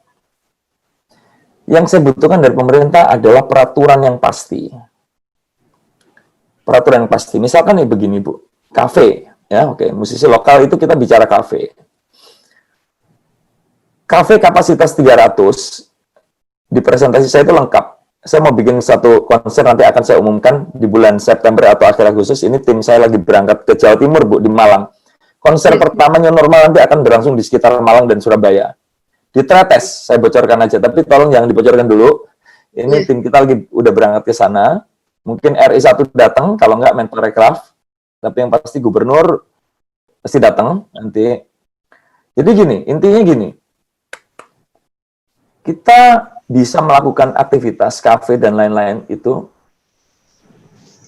Kalau saya mungkin 1/4 atau 1/5 kapasitas. Jadi misalkan kafe itu kapasitasnya adalah berapa ya? Taruhlah 300 gitu ya, misalkan 300. Itu aman diisi dengan sekitar 50 sampai 70 orang. Dengan kursi yang berjarak, dengan protokol yang ketat. Nah, yang menjadi masalah, concern saya sampaikan ke Pak Presiden, apa di luar kafe itu kan area pemerintahan dan area Polda ya, area kepolisian. Nah, peraturannya masih tumpang tindih. Tapi mudah-mudahan setelah ini akan segera keluar petunjuk peraturannya. Kira-kira gitu, Bu Dokter. Ini ada Mas Ilyas ini berdiri-diri, ini ngapain ini? Kita dilihat aja nih Mas Ilyas ini. Oke. Mas Alas, itu Bu Tantri, berhubung waktu ini sangat mendesak begitu dan kita sebetulnya ingin banyak sekali untuk berbincang-bincang dengan Mas Ari Lasso yang sangat concern dengan bagaimana kreativitas ini tidak boleh berhenti walaupun dalam kondisi apa. Nah, dalam hal ini untuk event atau untuk pertanyaan-pertanyaan yang sudah ada dari Mas Ari, saya kira kita nanti mungkin bisa langsung bertanya dan suatu saat jika ketemu dengan Mas Ari minta ilmunya lagi gitu, terutama itu yang produk terbarunya itu pasti enak itu ya, karena yang memasak pasti para ahli gitu ya, banyak yang mendukung. Tadi sesuai dengan ceritanya tadi, banyak yang mengirimi makanan-makanan dan itu dikenalkan, dan disitulah keinginan-keinginan untuk menggairahkan perekonomian. Betul. Dari sisi UKM gitu ya. Nah, terima kasih banyak Mas Ari atas waktunya untuk membagi waktu kepada kita semua. Dan terima kasih Pak Budi. Terima kasih banyak. Semoga selalu sukses dan sehat untuk keluarga juga. Mohon maaf kalau ada kekurangannya. Ini saya nanti akan melanjutkan pertanyaan kepada tadi aja suara ada feedback sedikit. Ya, terima kasih semuanya dari sini. Mudah-mudahan ada manfaatnya, mudah-mudahan ada inspirasinya, dan juga mohon maaf kalau ada kata-kata yang salah. Yang penting kita harus selalu aktif, selalu kreatif, tapi tetap dalam protokol yang aman. Ya. Karena masyarakat Jawa Timur ini disorotin banget sama Pak Jokowi, bandel banget nggak mau pakai masker. Ya. Jawa Timur itu ya memang itu, terutama Surabaya itu Mas Ari. Iya. Katanya Surawani boyo utang gitu. Iya. Ya, itu ya. Siap. Itu Mas Ari, terima kasih banyak. Sama ya. Selamat makasih Ma. Mama. Turun. Ya.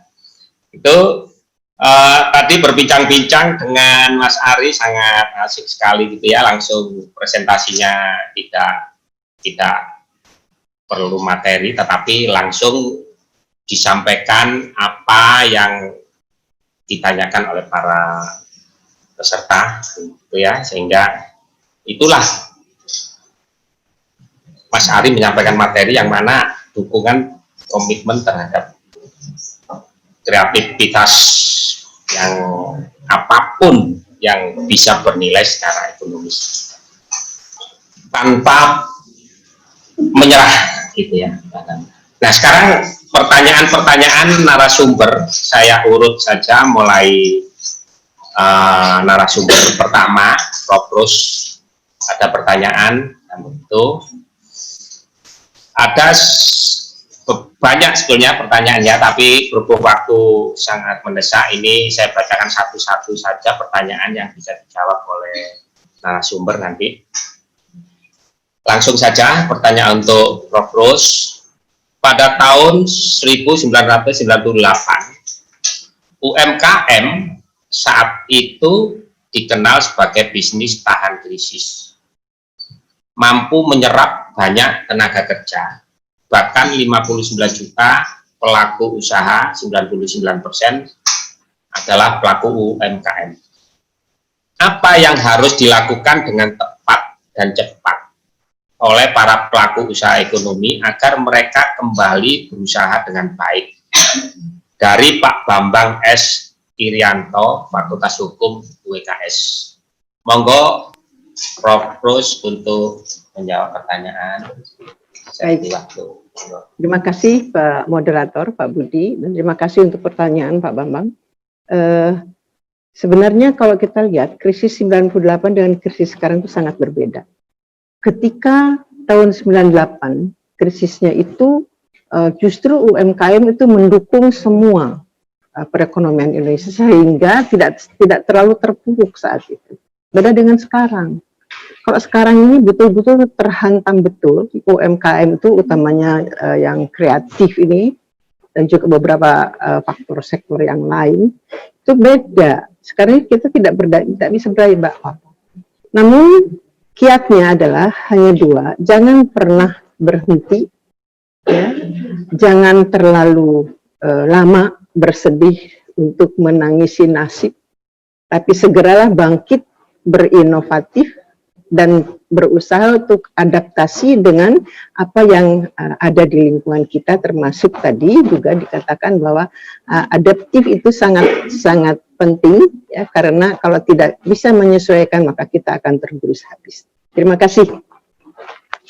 Assalamualaikum warahmatullahi wabarakatuh. Nuwun Ibu Prof. Rusviati karena waktu sangat mendesak.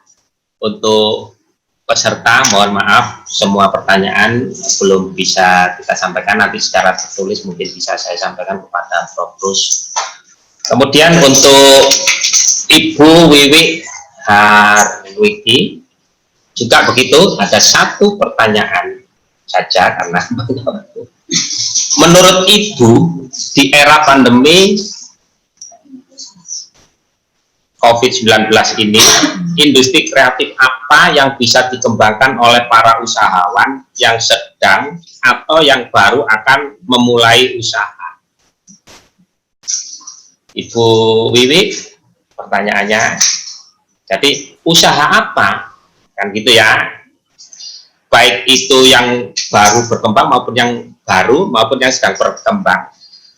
Untuk memulai, ya, usahawan yang sedang atau yang baru akan memulai usahanya. Kira-kira apa? Bisa memberi masukan, monggo silakan Ibu. Suaranya dibuka, suaranya belum keluar Ibu. Suara di unmute. Sudah? Sudah, ya.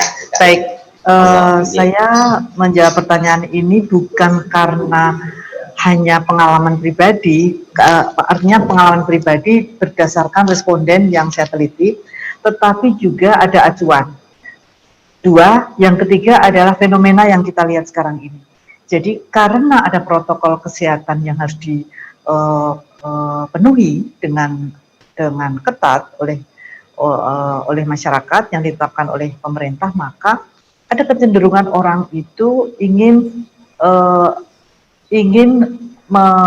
mengudap, ingin menikmati makanan dengan sehat. Ya, nah, yang paling dekat dengan kehidupan manusia adalah makanan. Oleh karena itu, sesuai potensi-potensi yang sudah dipetakan oleh pelaku industri kreatif dan pemerintah helix yang lain, jadi ada 5 helix itu.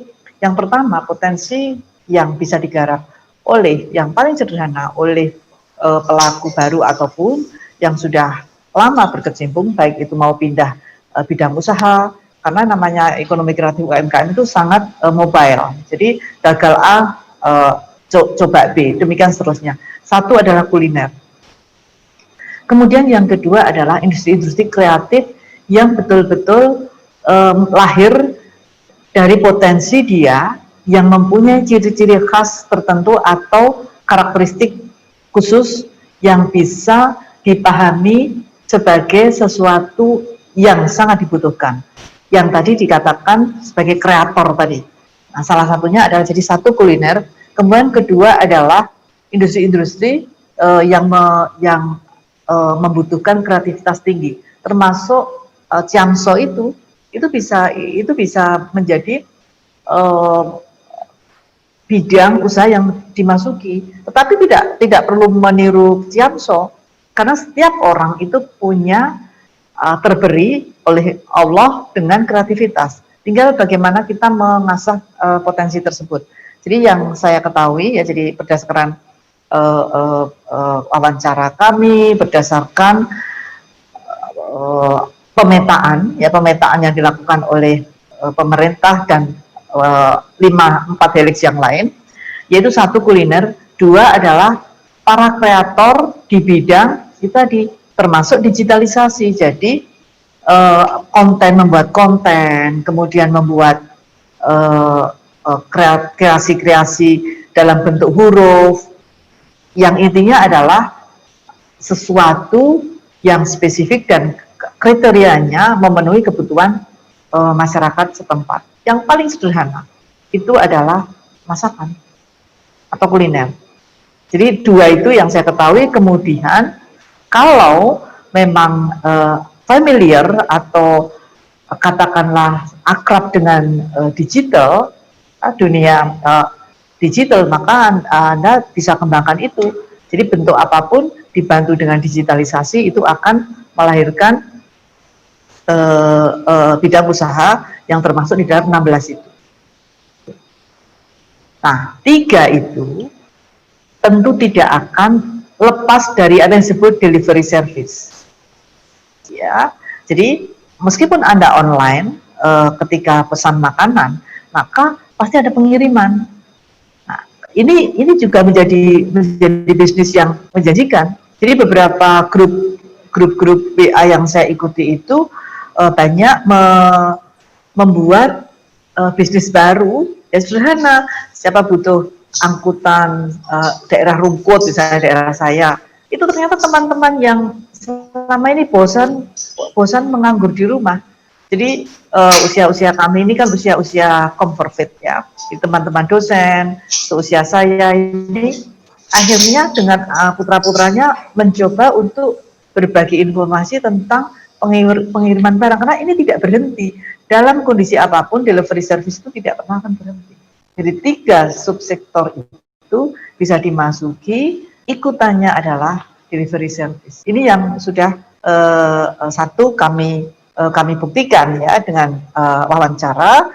Kemudian yang kedua adalah kalau Anda klik potensi ekonomi industri kreatif di masa new normal apa saja, yang nomor 1 itu kuliner. Kira-kira itu yang bisa saya jawab.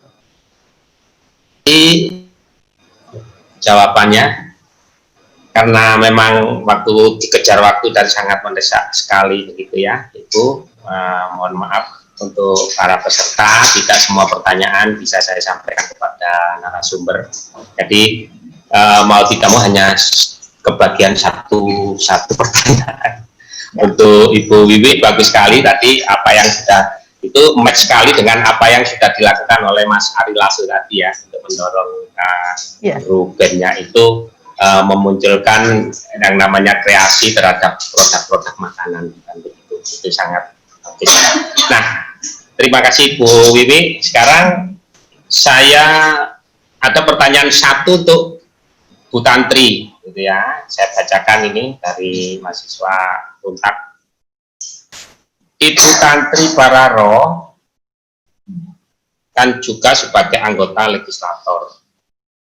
Kebijakan apa yang diambil oleh legislator dalam hal ikut mendukung industri kreatif khususnya di era pandemi ini? Mohon Bu Tantri silakan menjawab bagaimana sebagai peran legislator dalam mendukung era ini. Silakan, waktu saya beri. Ya, terima kasih Pak Buti. Tadi pertanyaannya sangat bagus sekali, bagaimana kebijakan untuk legislator tentunya. Nah, tadi barusan kami juga hearing dengan UMKM yang ada di Kabupaten Malang, yang sudah dilakukan, ini yang pemerintah ya, pemerintah yang sudah lakukan itu adalah memberikan relaksasi yang terkait dengan hutang yang ada pada UMKM. Itu yang telah dilakukan kebijakan-kebijakan di Kabupaten Malang. Tentunya kami sebagai Dewan DPR Kabupaten Malang ya sangat mendukung, karena pada saat ini mereka memang kesulitan di dalam kaitannya modal untuk pengembalian, dan itu yang kami support. Terus yang kedua, kebetulan sekarang pelatihan itu kan juga bisa dilakukan lewat teknologi daring, itu juga bisa, asalkan, nah ini sekali lagi saya juga memang yang disampaikan oleh Mas Ari Lasso tadi, jangan sampai kita melanggar peraturan, artinya tetap pada protap SOP kesehatan, ya pakai masker di saat pelatihan, dan itu pun harus ada social distancing yang harus dilakukan, dan harus ada penyediaan untuk hand sanitizer, cuci tangan pakai sabun. Itu yang memang sudah mulai bisa dilakukan di masa-masa new normal, tapi dengan dalih tetap tidak boleh berkerumun banyak orang. Ya kapasitasnya, kalau memang kapasitasnya itu 50, berarti ya harus 25 orang yang melakukan pelatihan tersebut. Itu yang sudah dilakukan di masa menghadapi atau menyongsong new normal. Saya pikir itu yang sudah dilakukan merupakan sebuah kebijakan-kebijakan yang telah dilakukan. Terima kasih. Oke, terima kasih jawaban dari Dr. Franky ya. Semoga pertanyaan sudah terjawab gitu. Sekali lagi ini ada untuk Bu Tantri, terima kasih pertanyaannya yang sudah dijawab begitu. Sekarang saya beralih langsung pada Assalamualaikum warahmatullahi wabarakatuh. Terima kasih Pak Budi. Terima kasih juga kepada para narasumber yang sudah berkenan mengisi acara ini. Terima kasih pula kepada seluruh peserta atas kehadiran dan partisipasinya. Luar biasa antusias dan semangat dari para peserta hari ini. Dengan demikian, Bapak Ibu sekalian, seluruh rangkaian acara webinar ini telah selesai. Mohon maaf apabila ada kekurangan dalam pelaksanaan webinar ini. Akhir kata, kami panitia mengucapkan tetap sehat, tetap semangat. Sampai jumpa di lain kesempatan. Terima kasih. Wassalamualaikum warahmatullahi wabarakatuh.